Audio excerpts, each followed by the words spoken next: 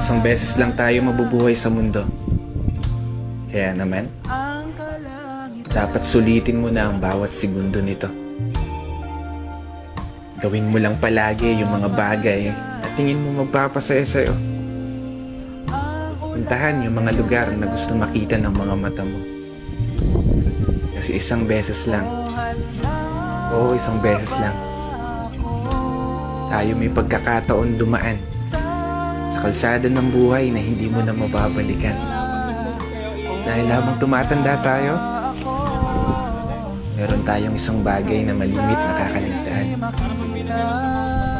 Yun ay maglaan ng oras para sa sarili nating kaligayahan.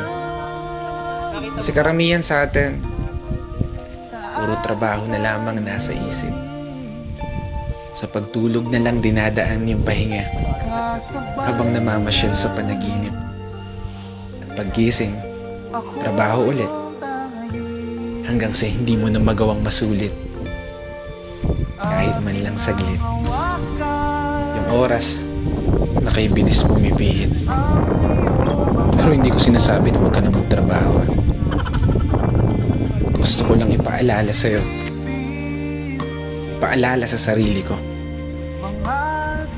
pag dumating na yung araw na hindi mo na magagawang ihakbang ang mga paa mo,